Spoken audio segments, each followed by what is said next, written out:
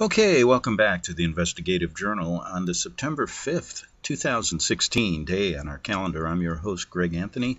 You're listening to FirstAmendmentRadio.com. You can catch my show every evening from 6 p.m. to 7 p.m. That's on First Amendment Radio Pacific Time. Also, they play the show at 11 a.m. Pacific Time, and if you can't go there, go to my website, arcticbeacon.com, and you can get shows going back over a decade regarding the Vatican-led New World Order. Okay, this is part 14 of what I call the greatest off-Broadway stage play ever produced in the history of mankind, the presidential elections 2016. And boy, do we have a number of episodes, and they're going to keep going all the way till November 8th when we select, well, I should say when your owners select a president for you to get out and basically tell a script, read the script that they've been provided for by the writers of this great stage play. And as you know, I look at this whole scenario as an ongoing movie, an ongoing sitcom, an ongoing theater performance that's been going on for hundreds of years. And we're now at the election cycle of 2016, which produces the supposed figurehead of America, the ruler of the free world. What? The ruler of the free world? What world do these people live in? Well, it's their movie. I guess they can do what they want, correct? So I look at it as more or less a moviegoer, a movie reviewer would view this. And one of the issues we're talking about, and this is something I started in part 13, and that is both of the actors playing president here, playing president possible nominees here, are taking a different view on one of the major issues presented in this movie, and that's terrorism and open borders in comparison to closed borders. So we have what Donald Trump, who's acting for the Republicans here, taking a nationalistic stand. We also have Hillary Clinton, who's basically the Democratic nominee, taking the globalist position. And you're seeing this kind of Hegelian dialectic go on. They like to do this. And we've discussed many times who the writers are, the Jesuits, with the producers being the Vatican and all the secret societies and leaders they've created. And we're not going to get into that today because we're in the middle of presenting an episode that I would like to see in the movie. It's really funny. You can't get your story in if you talk about the producers. So I kind of figured there's a lot of favoritism going on. Why don't the actors ever mention the Vatican or the real roots of terrorism or what immigration was like when this country was formed, when it right after the Industrial Revolution? Where did all these immigrants come from and why? And I've thought that the reason is that they can't talk about the producers. That would show there was a special interest or hidden agenda at work. So these guys, if they ever mentioned the truth about what we're going to talk about today, they would be fired. Yes. So they wouldn't have a job acting in this movie. And it's important for actors to work, correct? How many out-of-work actors are there? These guys are working for the producers, and they have to read the script given to them by the writers, the Jesuit order. So one of the major issues they've been talking about is terrorism. You've heard the word ISIS. You've heard me talk about it many, many times. So the reason behind ISIS goes way back, and if they really wanted to get to the problem, they would talk about Islam, where it came from, the Vatican's role in this, so that we could piece together in history what really happened in the past so we could prevent what's happening in the future. But in their script, they don't deal with this. So I had to go back and talk about the possibility that the Vatican, the writers or producers of this movie, actually created Islam. Now, wouldn't that be smart? If we're talking about radical Islam being a threat to Christianity and cutting people's heads off, and a terrorist attack every 84 hours, they say in their movie, wouldn't it be wise to figure out if this ever happened before? And we discussed it. So what we're going to do is write our episode, present it to them, and see if we could get it in the movie before this cycle of elections is over. Now, I don't hold much hope that it will, because every time people like Alberto Rivera, Tony Alamo, people even like Abraham Lincoln, we go to Samuel Morse, who created the Morse Code, and many, many others in the past, tried to get this story in the movie, they were either jailed, assassinated, discredited, called crazy. So it's really strange, because this would make a really good movie. This would even be better than what they're doing. But as we know, these owners, these rulers of evil, will not let this get in. So in an effort to at least get a few people to listen, we're going to present the possibility that Islam was created by the Vatican, and we're going to do it through the eyes of a Jesuit priest who defected, became a Christian, and was killed by them. And I started that last episode, which was a couple days ago. So let's pick up where we left off. Now I'm going to read you his words. And he said, this is Alberto Rivera talking, what I'm going to tell you is what I learned in secret briefings in the Vatican when he was a Jesuit priest. A Jesuit cardinal named Augustin Bea showed us how desperately the Roman Catholics wanted Jerusalem at the end of the 3rd century. Because of its religious history and its strategic location, the Holy City was considered a priceless treasure. And a scheme, he said, had to be developed even back then to make Jerusalem a Roman Catholic city. And isn't it amazing that, and I'm saying this, that they've made America a Roman Catholic country over the years? And if you look back in the beginning, they weren't even allowed to hold office or be here until the Constitution and our country was formed. It wasn't that people just arrived in 1776. They were here long before. And that history seems to be forgotten. But anyway, back to Alberto. He said the great untapped source of manpower that could do this job was the children of Ishmael. The poor Arabs fell victim to one of the most clever plans ever devised by the powers of darkness. Early Christians went everywhere with the gospel, setting up small churches, but they met heavy opposition, and especially in the East, in the eastern part of the Roman Empire. And there were many, many Christians. How many are there now? Both the Jews and the Roman government persecuted the believers in Christ, even back then. But the Jews rebelled against Rome, and in 70 AD, Roman armies under General Titus smashed Jerusalem and destroyed the great Jewish temple, which was the heart of Jewish worship, the fulfillment of Christ's prophecy in Matthew 24:2. Now, we have to look, and I mentioned this the other day. The only way, says Alberto Rivera, that Satan could stop this thrust of Christianity in the East was to create a counterfeit Christian religion. So he's going back, talking about how Catholicism was created, which is important, because people today have this false idea that Catholicism is Christianity. It isn't.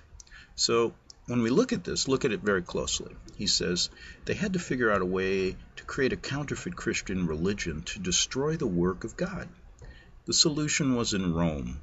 Their religion had come from ancient Babylon, and all it really needed was a facelift. This didn't happen overnight, he said, but began in the writings of the early church fathers. Now this is interesting. It was though their writings that a new religion would take shape. The statue of Jupiter in Rome was eventually called St. Peter, and the statue of Venus was changed to the Virgin Mary.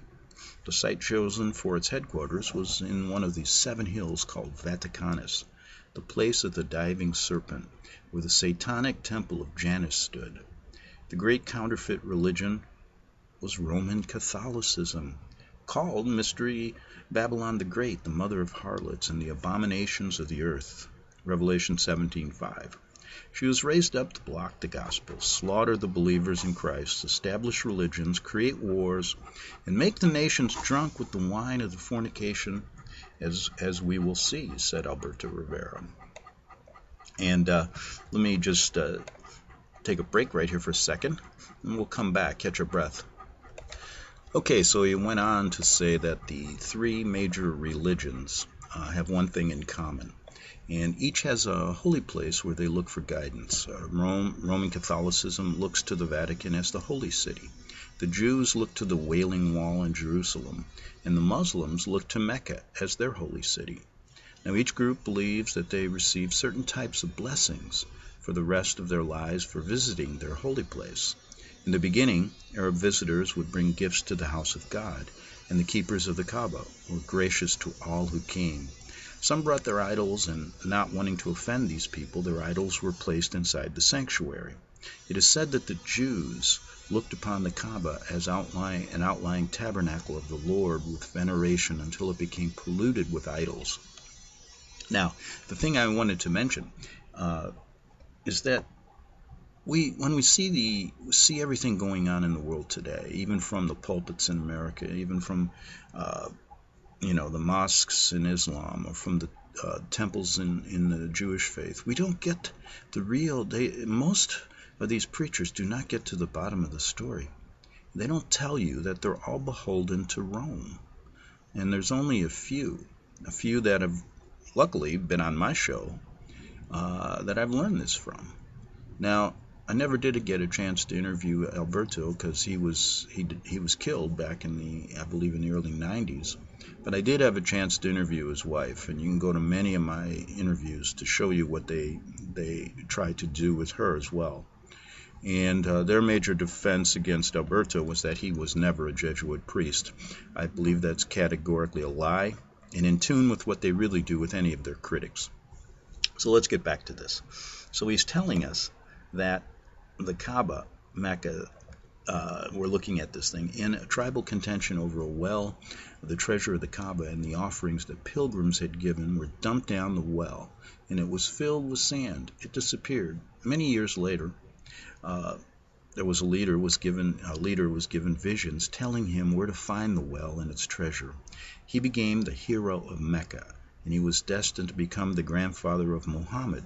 Before this time, Augustine became the bishop of North Africa. Now that's St. Augustine, remember?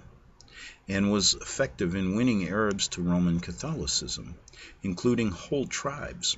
And it was among these Arab converts to Catholicism that the concept of looking for an Arab prophet developed. Now, you see what's happening here? Who came first? Was it Islam or Catholicism? Was it the Vatican or Mecca? Was it Jesus or Muhammad? And what Alberto said, and what he said in many of his speeches, was that there was a great incentive to figure out a way to destroy Christianity in the East. Now, if we look and fast forward to today, that same religion that they created is trying to destroy the remnants of Christianity today, and perhaps even Catholicism, to create basically a one-world religion, which has always been their main goal in their movie. So I'm just trying to fill in the gap here so you really understand how this works. So Alberto says Muhammad's father died from illness, and he was told this in the Vatican briefings. And sons born to great Arab families in places like Mecca were sent into the desert to be suckled and weaned and spend some of their childhood with Bedouin tribes for training and to avoid the plague in the cities. After his mother and grandfather also died, Muhammad was with his uncle when a Roman Catholic monk learned of his identity and said, "Take your brother's son back to his country and guard him against the Jews. For by God, if they see him and know of him that which I know, they will construe evil against him. Great things are in store for this brother's son of yours." So the Roman Catholic monk had fanned the flames for future Jewish persecution at the hands of the followers of Muhammad. The Vatican desperately wanted Jerusalem because of its religious significance, but was blocked by the Jews. Now, fast forward to this month, September 23rd, and the Pope is going to be in Jerusalem. They're still after the city, and he's going to meet with the leaders of the Jewish faith and Islam and basically consecrate this city for Lucifer. Yes, that's really the bottom line. So let's get back to Alberto. Another problem was the true Christians in North Africa who preached the gospel, Roman Catholicism growing in power, but would not tolerate opposition. Somehow, the Vatican had to create a weapon to eliminate both the Jews and true Christian believers who refused to accept Roman Catholicism. Looking to North Africa, they saw the multitude of Arabs as a source of manpower to do their dirty work. Some Arabs had become Roman Catholic and could be used in reporting information to leaders in Rome. Others were used in an underground spy network to carry out Rome's master plan to control the great multitudes of Arabs who rejected Catholicism. Now, when St. Augustine appeared on the scene, he knew what was going on. His monasteries served as basis to seek out and destroy Bible manuscripts owned by the true Christians. The Vatican wanted to create a Messiah for the Arabs, someone who they could raise up as a great leader, a man with charisma who they could train and eventually unite all the non-Catholic Arabs behind him, creating a mighty army that would ultimately capture Jerusalem for the Pope. And in the Vatican briefing, Cardinal Bay told us this story. Now, isn't that interesting? We'll get to that story in just right now. Let me just get right to it. Okay, before I get to this story that was told to Alberto by Cardinal Bea, let me mention that probably much of this is in the Vatican archives. Now, when I lived and worked in Rome for 7 years, one of my kind of secret ambitions was to get in the Vatican archives, which is nearly impossible. This is protected more than Fort Knox. And boy, the secrets down there would really be revealing, and I think it would be a great addition to their movie. However, just like Hollywood, where everything is scripted and there's so much favoritism and you can only get certain movies in. By the way, the same producers that are writing this movie do a lot in Hollywood too. And there's a really great Hollywood connection between the Vatican and the Jesuits that isn't told either. So it's not unusual for people who listen to the story I'm telling you today go, wow, that can't be true. Well, it is true. Well, let's put it this way. It should at least get in their movie, shouldn't it? So that you could at least entertain the idea. Because there's a lot that's not told to people like us who are just the extras in this movie, when you think about it. And this idea that even, remember George Carlin, the comedian? He used to tell you he was getting right to this point, and all of a sudden George was gone. But anyway, that's for another day. Okay, I got about 6 minutes here to finish this, so we can go to the other side of the break and do the same. But this is a story that Bea told Rivera. A wealthy Arabian lady who was a faithful follower of the Pope played a tremendous part in this whole drama of creating Islam. She was a widow named Khadija. She gave her wealth to the church and retired to a convent. Now, isn't that interesting that she was involved with Muhammad and they're involved in Catholicism, right? But it isn't, and I'm saying this, that it isn't. If you look at the two religions and you're side by side, there are many similarities, and I've showed you that many times. Now, she gave her wealth to the church and retired to a convent, but was given an assignment.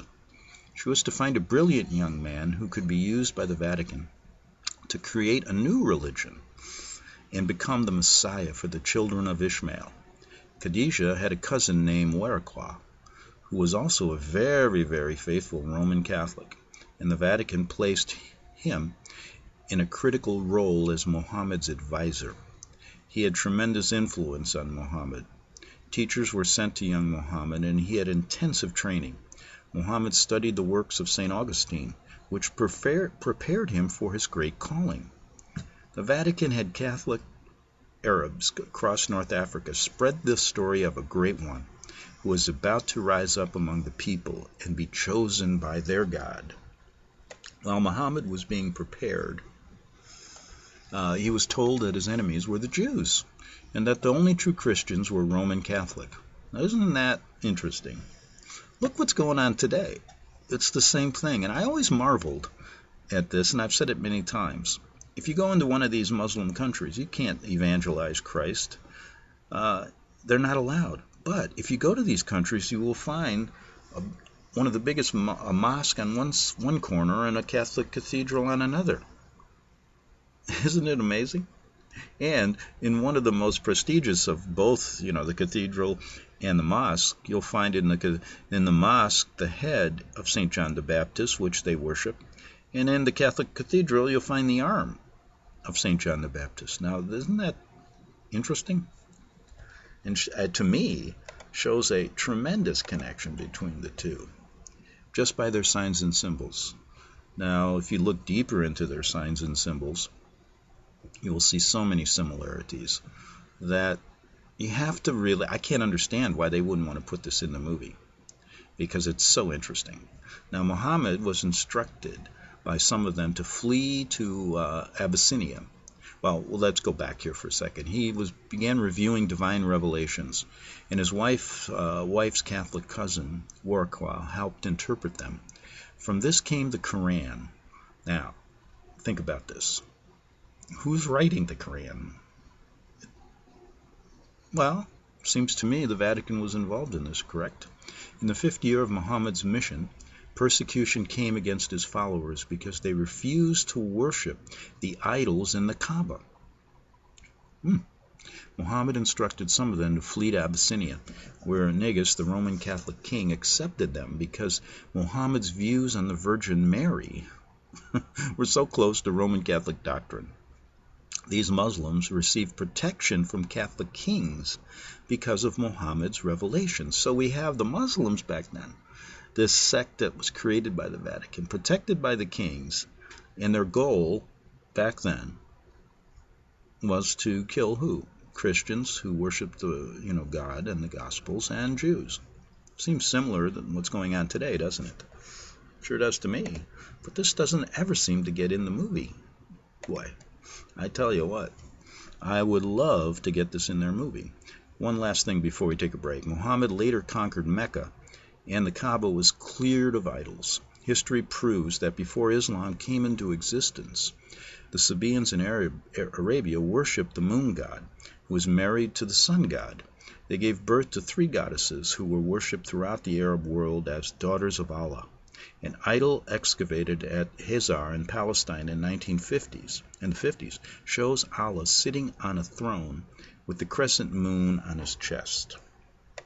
So, just as we have in Catholicism symbols and signs of ancient Babylonian religions and occult following, we have the same in Islam. Now, growing up as a Catholic, all these little things you see in a mass that you go to all the time, you think you're worshiping Christ and God, but you're not. You're worshiping all these Babylonian gods, and all these symbols become strikingly apparent as you get older if you do one thing. And I've always said this, if you belong to any kind of religion, check out the hierarchy of it, whether it's Islam, Catholicism, whether you're a Mormon, or whatever, because you'll find some strange things going on at the higher levels of all these religions. And it doesn't do you any good if you just blindly follow them. So we're going to take a break, come back, look more into this story of did the Vatican create Islam on the Investigative Journal, back in 3 minutes on FirstAmendmentRadio.com. The book of Revelation says, the spirit of prophecy is the testimony of Jesus Christ. This is at the very heart of FirstAmendmentRadio.com. In that spirit, we have created the Prophecy Reality News app for all of your mobile devices, streaming First Amendment Radio 24 hours a day, 7 days a week. Available for your Apple, Android device, and smartphone, absolutely free. Get the Prophecy Reality News app installed today, so you can listen to First Amendment Radio wherever you are. The Prophecy Reality News app. Get it now.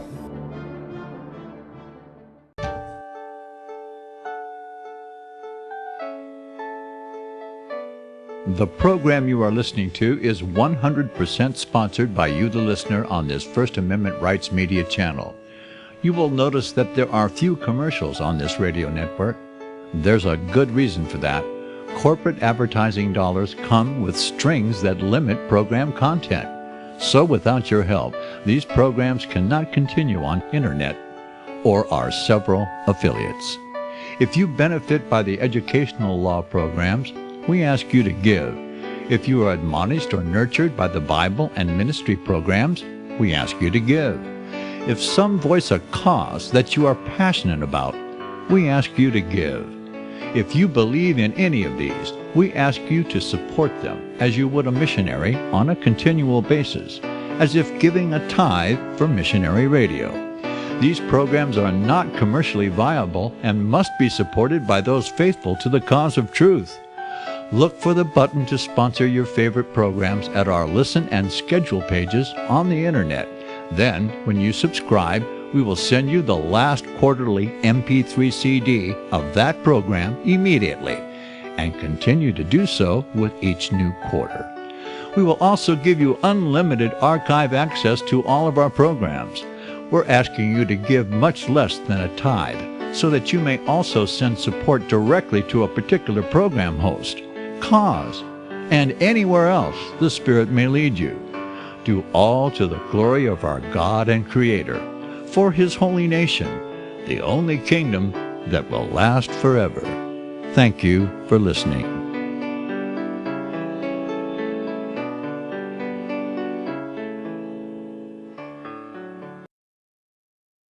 Since the beginning of time, kings have sought it, nations have fought for it. It has been traded, it has been borrowed, it has been purchased, it has been stolen. There's a reason for it. To secure the blessings of liberty to ourselves and to our posterity, invest with the security of gold and silver. Call Discount Gold and Silver Trading at 1-800-375-4188 or visit discountgoldandsilvertrading.net. Listen to Financial Survival with your host Melody Cedarstrom right here on FirstAmendmentRadio.com at 4 p.m. Eastern or 1 p.m. Pacific Time. Visit discountgoldandsilvertrading.net or call Discount Gold and Silver Trading at 1-800-375-4188. Toll free 1-800-375-4188.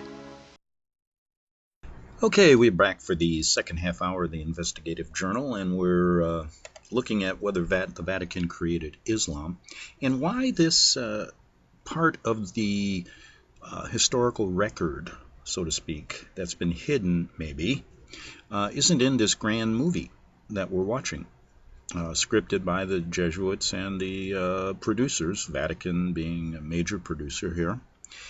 And I think we have Alberto Rivera, a former Jesuit priest who became a Bible-believing Christian, trying to tell us. And he was a high-level priest that got a lot of inside information that us extras, so to speak, would never get.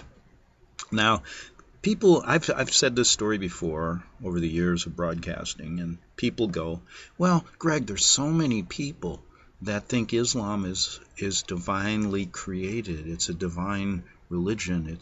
It's their God. And there's so many Catholics that think it's divinely instructed by God.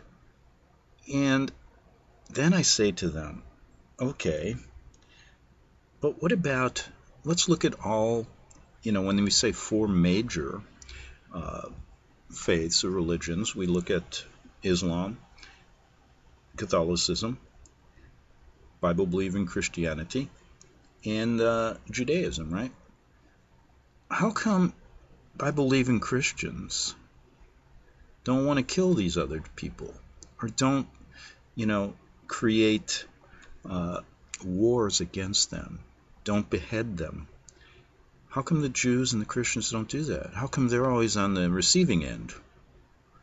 And I think, one, we've mixed up Catholicism with Christianity to a point, as has been told to us. It's a counterfeit religion. There's a hidden reason here.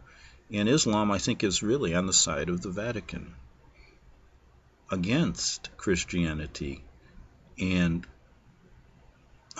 Judaism. And I just tell people, look at the outcome. Sometimes when you're presenting a case in court even, you got a lot of circumstantial evidence that is weighed by the jury because you don't have direct evidence. And for example, in a secret society or in a Vatican vault, when they hide the secrets from mankind, how are you supposed to ever get them? That's why they can write their movie in any way they choose for their own benefit in the end. And I'm just saying this would be so good to have in there because maybe the outcome of their movie would be different. And that's one reason why they don't want this story in. Well, anyway, the last words of Bev on this story. Now we're going to get into some more comments by Alberto. He said this he said, Muhammad claimed that he had a vision from Allah and was told, quote, "You are the messenger of Allah." This began his career as a prophet, and he received many messages. By the time Muhammad died, the religion of Islam was exploding. The nomadic Arab tribes were joining forces in the name of Allah and his prophet Muhammad. Some of Muhammad's writings were placed in the Quran. Well, others were never published. They are now in the hands of high-ranking holy men, ayatollahs, in the Islamic faith. And the real point is who really wrote these for him. The script writers. Now back then the Jesuits weren't formed, but this is where they get these are the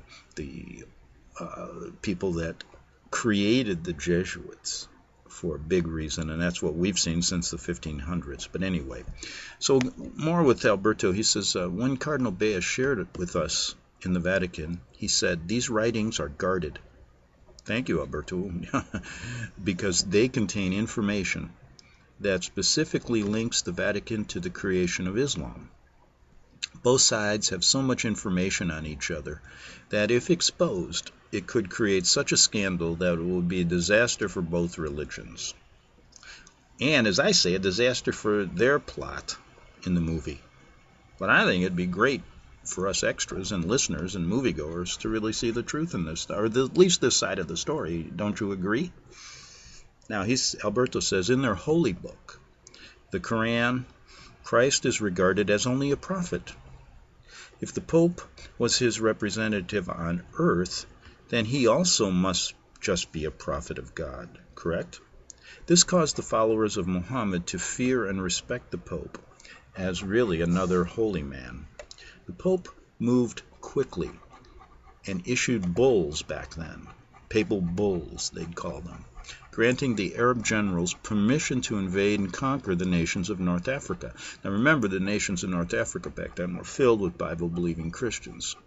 The Vatican helped to finance the building of these massive Islamic armies in exchange for 3 favors. Boy, it's a good story, isn't it? Eliminate the Jews and Christians, true believers, which they call infidels. Now, isn't that exactly what radical Islam is doing today? 2. Protect the Augustinian monks and Roman Catholics. Wow, that's exactly what they're doing today. You can go into a Muslim country and still see a Catholic cathedral. They don't seem to be attacking the Vatican, do they? 3. Then that's the modern-day radical Islam, right? And I saw a map. They put out a map. This is interesting. ISIS seems to be very organized. I think it's a Jesuit behind them. Well, we've talked about that. Father Daloglio is one of them. But anyway, they put out a map, and they blackened in all the countries in Europe and Africa and all the Middle East that were their goal to take over. One that wasn't blackened was Rome, was Italy. I found that interesting. Now, the third thing the Vatican wanted was this. We'll give you the money, but you got to conquer Jerusalem for us, for the holiness in the Vatican. Isn't that what they're doing today? Look at what's going to go on September 23rd. They're starting, I think, September 5th through the 23rd with this big, huge, call it a pilgrimage to Jerusalem. And the Pope will be there on the 23rd to consecrate. He's inviting the Islamic leaders and the Jewish leaders, and they're all going to get together. Kumbaya, unity. But is it unity in error? Of course it is. But they're doing the same thing today. Now, as time went by, says Alberto. The power of Islam became tremendous. Jews and true Christians were slaughtered. It's just a bloodbath back then, similar to what they want to do today. And Jerusalem fell into their hands. Roman Catholics were never attacked back then, nor were there shrines during this time. Now, I find that interesting. Today we think Catholicism is Christianity, but back then there was a real difference. Today they don't want you to know that. But why didn't Islam back then destroy Catholic shrines? But when the Pope asked for Jerusalem now he was surprised at their denial. The Arab generals had such military success that they could not be intimidated by the Pope. Nothing could stand in the way of their own plan. Now you see what happens here is, it reminds me of if you create just think of the analogy of creating a monster like Frankenstein. And pretty soon the monster you created is turning on you. And that's what Bea was telling Alberto Rivera in these secret meetings. Now, under Huerqua's direction, Muhammad wrote that Abraham offered Ishmael as a sacrifice. The Bible says that Isaac was the sacrifice, but Muhammad removed Isaac's name and inserted Ishmael's name. As a result of this, in Muhammad's vision, the faithful Muslims built a mosque, the Dome of the Rock, in Ishmael's honor on the site of the Jewish temple that was destroyed in 70 AD. Now, this made Jerusalem the second most holy place in the Islamic faith. How could they give such a sacred shrine to the Pope without causing a revolt? Interesting. Now, the Pope realized what they had created was out of control when he heard they were calling His Holiness an infidel. So the Frankenstein monster is now turning on the Creator, right? The Muslim generals were determined to conquer the world for Allah, and now they turned towards Europe. Islamic ambassadors approached the Pope and asked for papal bulls to give them permission to invade European countries. The Vatican at the time was outraged. War was inevitable. Temporal power and control of the world was considered the basic right of the Pope. That's what he thinks today. Now, look at what he comes here. I mean, didn't he just go to the United Nations, head man, come to America? So nothing's really changed. And we're going to see how, if we really understand what happened in the past, we may be able to prevent it. But they don't want that in this movie. The Vatican was outraged. War was inevitable. And the Pope raised up his armies and called them crusades to hold back the children of Ishmael from grabbing Catholic Europe. Now, you read a lot about the crusades when you're even growing up as a young Catholic boy like me. And you always think of it as the good Vatican fighting against evil. When in fact they created the evil. And they are. They just got out of control and they had to bring them back to order, right? Chaos. Now, the Crusades lasted centuries and Jerusalem slipped out of the Pope's hands, if you recall. Turkey fell. Spain and Portugal were invaded by Islamic forces. In Portugal, they called a mountain village Fatima, in honor of Muhammad's daughter, never dreaming it would become world famous. That's interesting, isn't it? There are so many connections between these two. It's amazing. Years later, when the Muslim armies were poised on the islands of Sardinia and Corsica to invade Italy, there was a serious problem. The Islamic generals realized they were too far extended. It was time for peace talks. One of the negotiators was Francis of Assisi. Now, I find this interesting because all we hear about, I grew up, in fact, I went to Assisi. There's a nice, beautiful town in Italy called Assisi.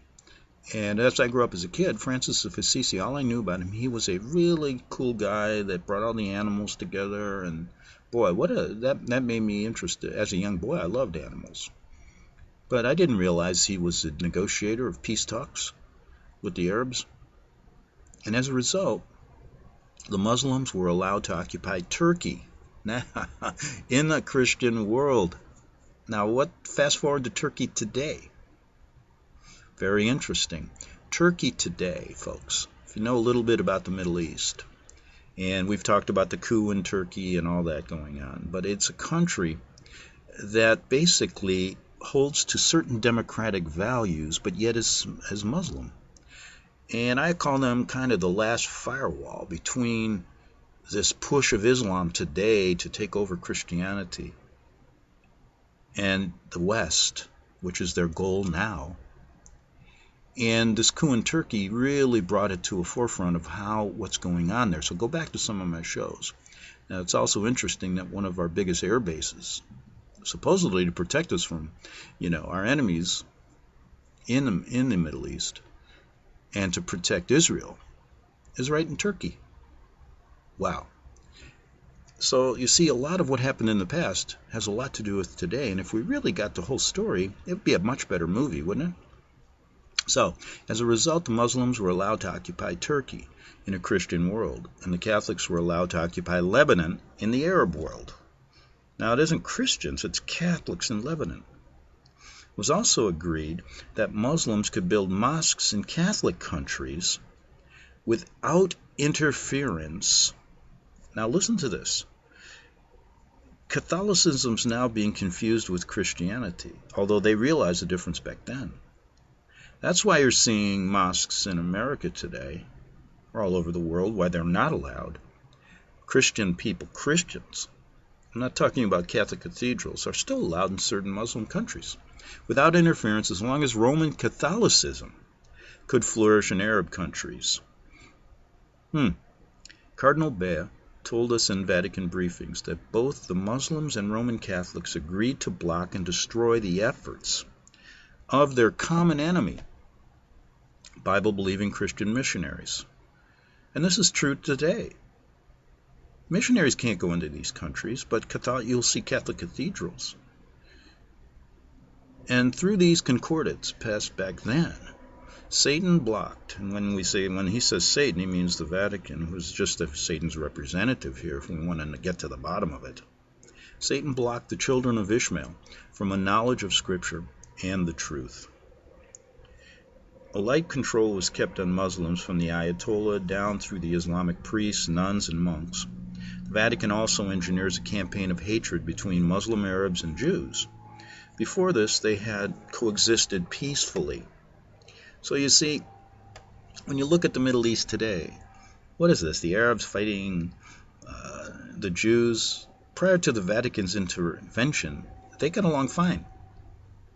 Now, Islamic communities looks on the Bible-believing missionary as a devil who brings poison to the children of Allah. And this explains years of ministry in those countries without any results. The next plan was to control Islam. Now we're going up to 1910. Portugal was going socialistic. Red flags were appearing and the Catholic Church was facing a major problem. Increasing the numbers were against the Church. The Jesuits now, formed back in the 1500s, wanted to get Russia involved. And the location of this vision of Fatima could play a key part in pulling Islam to the Mother Church. Now remember that. Now, how many times did we talk about these phony Mother Mary apparitions? And you remember Fatima's key. Now, Fatima was the name of Muhammad's daughter. Now, remember Lucia de Santos, Francisco Marco, and Jacinta Amaro in 1917, image of these three children, who basically said they saw the Virgin Mary appear in Fatima.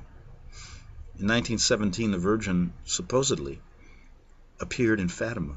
The Mother of God was a smashing success. Now, boy, you see how good they are at creating these false images for their movie? They don't want you to think it's false, though. Now, the Mother of God was a smashing success, playing to overflow crowds. As a result, the socialists of Portugal suffered a major defeat. Roman Catholics worldwide began praying for the conversion of Russia, and the Jesuits invented the novenas to Fatima, which they could perform throughout North Africa, spreading good public relations to the Muslim world. the Arabs thought they were honoring the daughter of Muhammad. Isn't that interesting? Which is what the Jesuits wanted them to believe. Thus, we have this vision of Fatima. They thought they were worshiping the daughter of Muhammad, and they are, all playing to the deceptive hands of these Jesuit writers even back then. So, as a result of the vision of Fatima, Pope Pius XII, here comes the order to the Nazi army to crush Russia. And we know of Pope Pius XII's connection to Hitler. Basically, Hitler was his boy and the mentor of Adolf, to crush Russia and the Orthodox religion and make Russia Roman Catholic. Interesting. A few years after he lost World War II, Pope Pius XII startled the world with his phony dancing sun vision to keep Fatima in the news.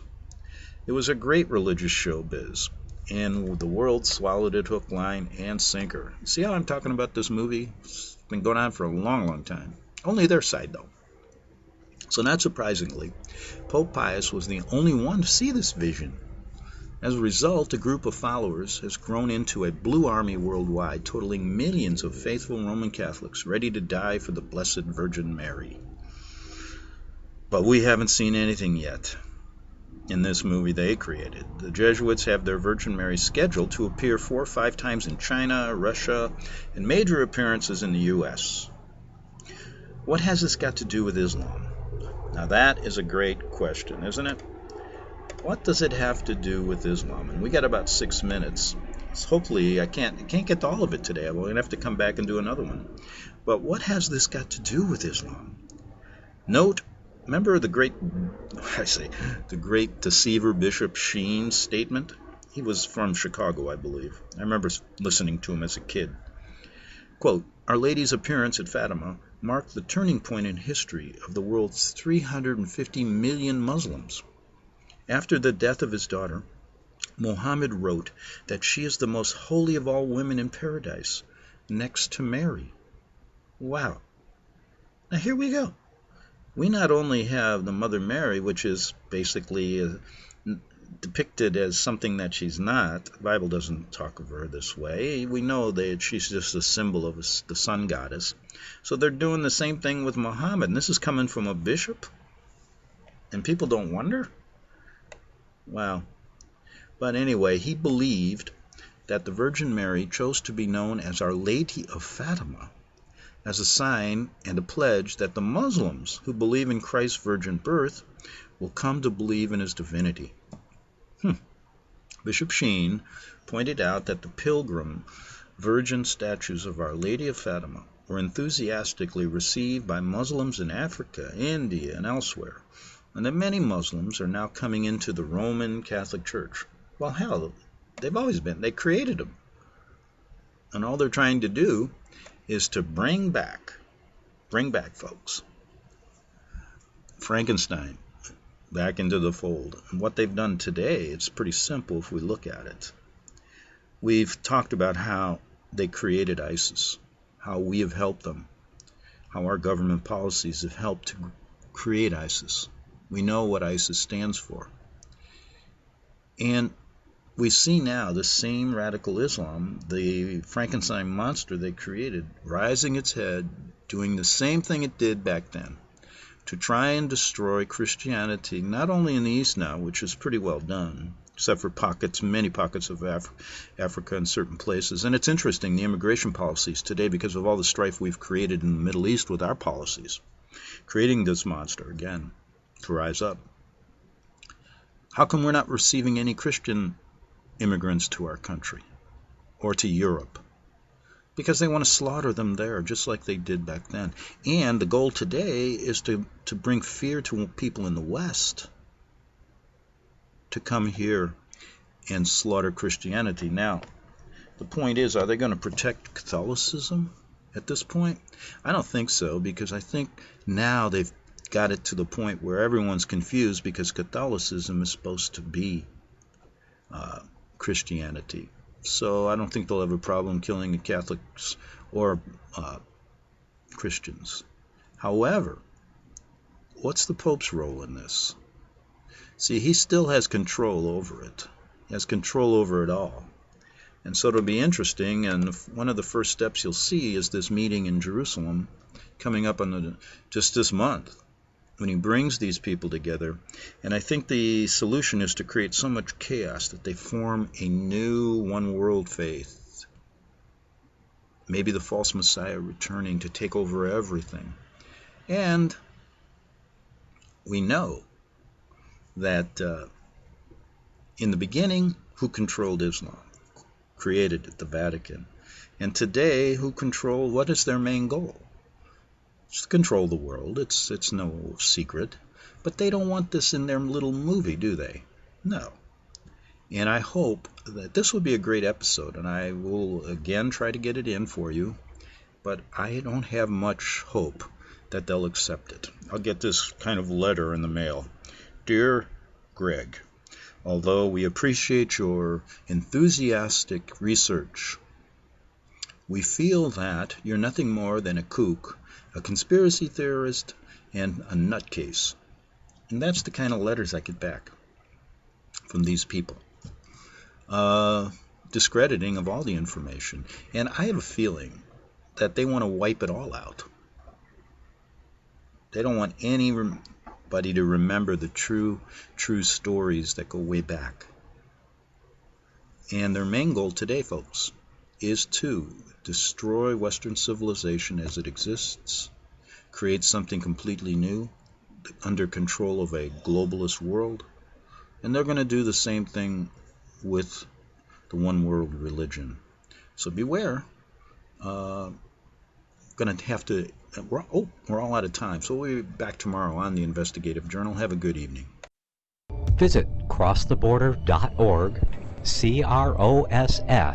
crosstheborder.org, to get your print, EPUB, or PDF version of the book, The Rapture Will Be Canceled. That's crosstheborder.org. I know you all want answers, and believe me, so do I, and I'll do my best to get them.